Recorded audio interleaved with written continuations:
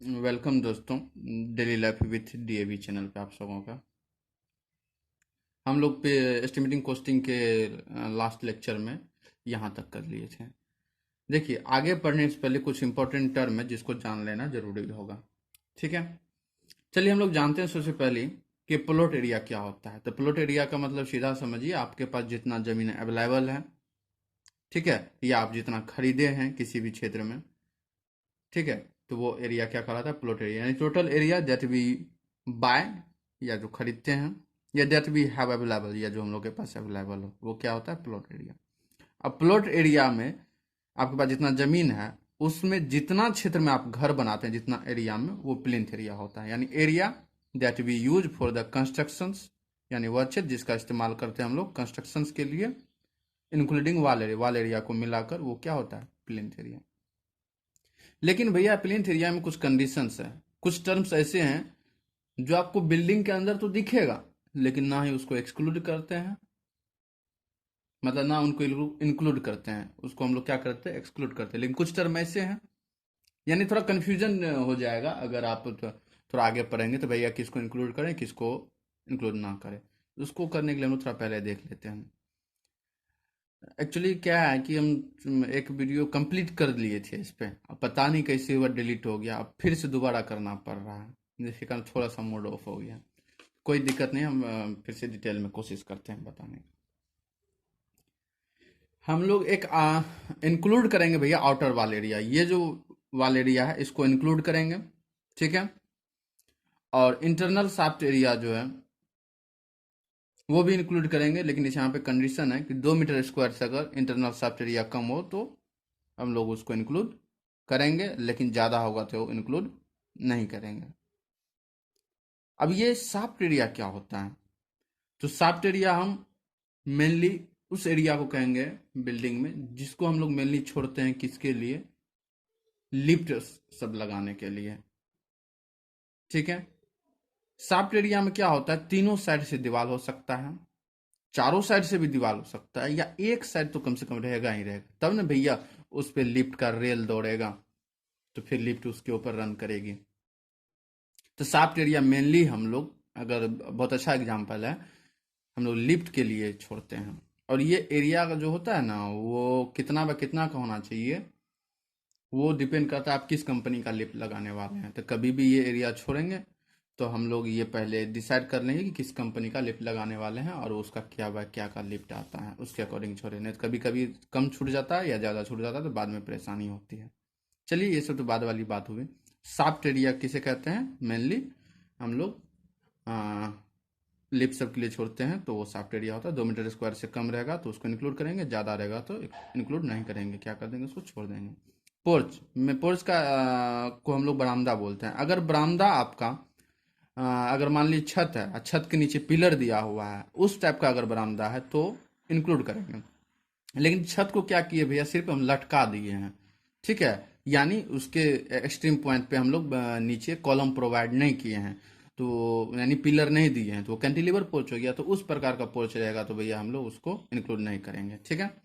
फिर डक्ट क्या होता है? तो डक्ट भी एक स्पेस है जिसको मेनली हम लोग प्लम्बिंग, पाइपिंग के लिए या एक्स्ट्रा इलेक्ट्रिक वर्क करने के लिए छोड़ते हैं।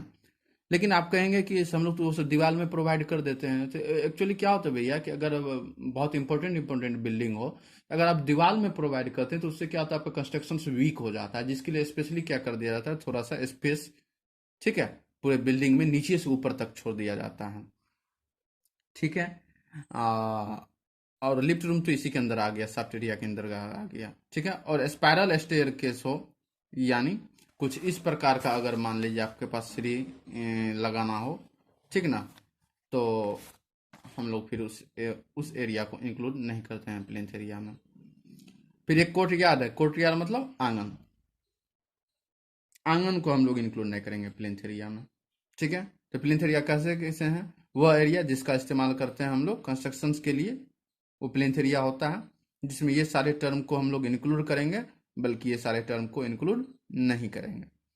कारपेट एरिया किसे कहते हैं? तो वह एरिया जिसका इस्तेमाल हम लोग क्या किस पर्पज से करते हैं? लिविंग पर्पज से, रहने के लिए करते हैं, ठीक है, वो कारपेट एरिया होता है। आज हम लोग कोशिश करेंगे कि मैक्सिमम से मैक्सिमम टॉपिक कवर कर लें।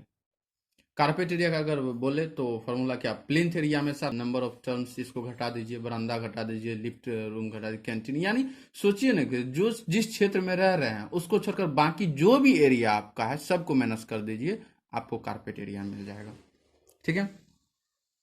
फ्लोर एरिया किसे कहते हैं, तो आउटर वॉल एरिया को माइनस कर दीजिए प्लिंथ एरिया में से, जो एरिया आपको मिलेगा वो फ्लोर एरिया होगा। सेटबैक एरिया किसे कहते हैं, जितना एरिया प्लॉट एरिया का इस्तेमाल किए हैं कंस्ट्रक्शंस के लिए, अब बाकी एरिया छोड़ दिए हैं, ये वाला सब पोर्शंस, ये वाला सब पोर्शंस है ना, ये वाला सब, ये सब सेटबैक एरिया कहलाता है। तो ये सेटबैक एरिया कितना होना चाहिए, डिपेंड करता है कि आपका बिल्डिंग का हाइट क्या है, बिल्डिंग का हाइट क्या, उसके आधार पर सेटबैक एरिया छोड़ा जाता है। लेकिन आजकल जगह की कमी के कारण उतना ध्यान नहीं जाता है, क्योंकि सटा सटा के भी बहुत बड़ा बड़ा बिल्डिंग बना होता है। Area that we leave for the proper ventilation या सनलाइट, जैसे प्लॉट एरिया में से प्लिंथ एरिया माइनस कर दीजिए, आपको सेटबैक एरिया मिल जाएगा। ये डिपेंड करता है on the height of the building, building का क्या हाइट है। सर्कुलेशन एरिया किसे कहते हैं, यानी वह एरिया जिसका हम लोग मूवमेंट पर्पस के लिए इस्तेमाल करते हैं, यानी area that we use for the movement in the building, वो सर्कुलेशन एरिया होता है। हम यानी पैसेज, बरामदा, स्टेयरकेस, लिफ्ट, ये सब एरिया जो होता है हम लोग के मूवमेंट के लिए होता है। ठीक है। लमसम आइटम किसे कहते हैं, तो वह आइटम जिसका इस्तेमाल करते हैं हम लोग कंस्ट्रक्शन में, but we are not able to find the exact expenditure, लेकिन हम लोग को उसका एग्जैक्ट खर्चा पता नहीं होता है कि उस आइटम पे एग्जैक्ट कितना खर्च आने वाला है। क्यों, क्योंकि भैया समय समय के साथ इस आइटम का जो रेट होता है वो क्या होता है, वेरी करता है। यानी item that we use in the constructions but we are not able to find the exact expenditure on such items because the rate of such items varies with time to time. For example labour, supervisor, ये सब जो है का charge समय समय पे क्या हो कि देखो भैया लेबर आप गए, पता चला कि आज से 6 महीना पहले तो भैया 100 रुपया ले रहा था लेबर, लेकिन फिर से अगर कंस्ट्रक्शन शुरू किए तो पता चला इसका चार्ज 150 हुआ, लेकिन कॉन्ट्रैक्ट आप बहुत पहले लिए हुए थे, तो क्या हुआ, तो इसमें गड़बड़ हो जाएगा। तो इसके लिए हम लोग क्या करते हैं, एक्स्ट्रा चार्ज हम लोग कंस्ट्रक्शन कॉस्ट पे बैठा देते हैं, लगभग 1.5 से 2%। जैसे फॉर लमसम आइटम्स भी एड अप्रोक्सीमेट 1.5 से 2%, 1.5 to 2% extra amount in the construction cost हम लोग जोड़ लेते हैं। कंटिजेंसी किसे कहते हैं, आइटम्स या एनीथिंग्स रिक्वायर्ड ड्यूरिंग द कंस्ट्रक्शन, यानी वह चीज, वह आइटम या कोई भी चीज जो हमें कंस्ट्रक्शन के दौरान जरूरत पड़ता है।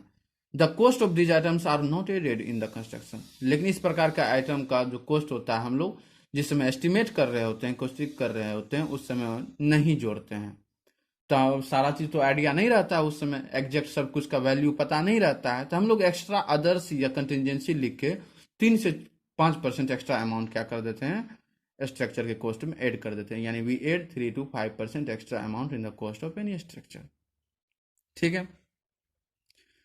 फिर भैया कुछ ऐसे टर्म्स हैं, जैसे मान लो इलेक्ट्रिफिकेशन हुआ, इलेक्ट्रिक से रिलेटेड कोई भी वर्क हो उसका एक्स्ट्रा 8% हम लोग जोड़ देते हैं।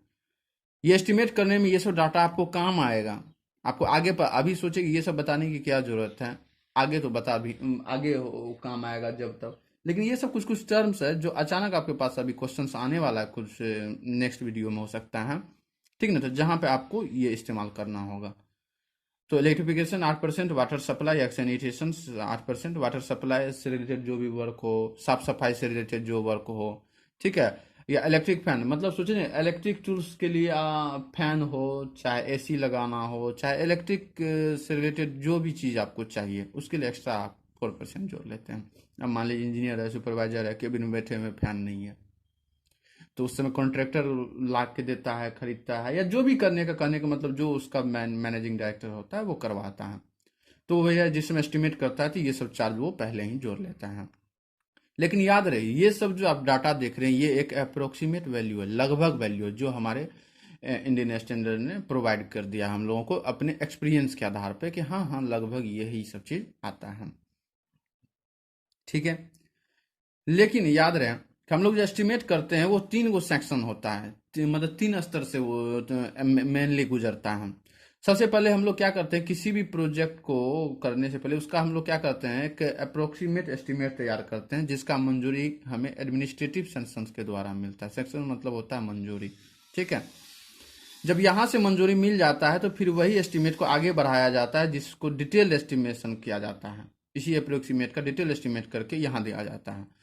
अगर टेक्निकल सेक्शन भी हो जाए, यहाँ से भी मंजूरी मिल जाए, तब ये क्या करता है, इसी को फाइनेंशियल डिपार्टमेंट के पास भेजता है कि भाई हाँ इस पर इतना खर्च आने वाला है। अगर इसके पास टका रहेगा तो ये कहेगा कि हाँ ठीक है, इतना हम एक्सपेंडिचर मतलब एक्सपेंड कर सकते हैं इस प्रोजेक्ट के ऊपर। अगर यहाँ से मंजूरी मिल गया तब आगे टेंडर निकलेगा, भैया सब कुछ पास होगा। लेकिन याद रहे कि इतना सब काम करने के लिए कॉन्ट्रैक्टर होना जरूरी होता है। जब कोई कॉन्ट्रैक्टर काम करे तो भैया फ्री में थोड़े काम करेगा, उसको तो चार्ज चाहिए। तो कॉन्ट्रैक्टर अपना प्रॉफिट लेता है 10%, एवरेज है। लेकिन लार्ज स्केल पे अगर कोई बड़ा वर्क हो रहा है, ठीक है, 800 1000 करोड़ का 500 करोड़ का हो रहा है, तो 10% उसी को दे देगा या अपना परसेंट दे देगा, तो ज़्यादा खर्च पड़ जाएगा गवर्नमेंट को ना। अगर लार्ज स्केल का जॉब होता है तो 8% उसको प्रॉफिट देता है।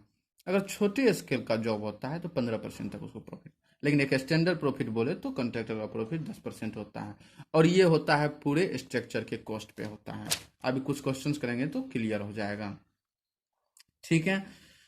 अब देखिए भैया, एस्टिमेट करते हैं ना तो मेनली हम लोग कॉस्ट ऑफ लैंड देखते हैं, कंटीजेंसी देखते हैं, और लीगल एक्सपेंस। जैसे मान लीजिए जमीन खरीदे, ठीक ना, तो खरीदने में अपने नाम करवाने में कुछ एक्स्ट्रा पेपर वर्क करने सब में खर्च आता है। उसके बाद कॉस्ट ऑफ स्ट्रक्चर होता है। कॉस्ट ऑफ स्ट्रक्चर में क्या, मटेरियल का कॉस्ट होगा, लेबर का कॉस्ट होगा, इंजीनियर का कॉस्ट होगा, पानी का कॉस्ट होगा, इलेक्ट्रिफिकेशन एटसेट्रा, बहुत सारा कॉस्ट है। कॉस्ट ऑफ लैंड में क्या होता है, लैंड का एक्चुअल कॉस्ट होता है, उसके बाद जो लैंड का एक्चुअल कॉस्ट होता है, उसके बाद जो ब्रोकर हो उसका कॉस्ट होता है, ठीक है, डॉक्यूमेंटेशन कराते हैं, सर्वेइंग करवाते हैं, उसका कॉस्ट होता है। ये सारा सब कॉस्ट जब एक साथ मिलता है तब जाके एस्टिमेट होता है, ठीक है। तो ये सब हुआ। तो लेकिन भैया जब इतना कुछ किए तो अब आता है कि टाइप्स ऑफ एस्टिमेशन, कि भैया जो जो इम्पोर्टेंट टर्म था वो तो हम पहले जान गए। एस्टिमेशंस होता कितने तरह का था, एस्टिमेशंस होता है दो तरह का, अप्रोक्सीमेट एस्टिमेशन और डिटेल एस्टिमेशन। अप्रोक्सीमेट एस्टिमेशन मतलब हुआ लगभग, और डिटेल एस्टिमेशन मतलब हुआ कि भैया सारा आइटम का डिटेल में चर्चा किया जाता है, ठीक है। सबसे पहले हम लोग पढ़ते हैं अप्रोक्सीमेट एस्टिमेशन किसे कहते हैं, ठीक है। हम लोग टाइप्स ऑफ एस्टिमेशन जो है नेक्स्ट लेक्चर में देखते हैं, ठीक है। छोटा छोटा वीडियो रहेगा तो ज़्यादा अच्छा रहेगा, आप अपने सुविधा अनुसार देखिए, ठीक है। मिलते हैं, धन्यवाद।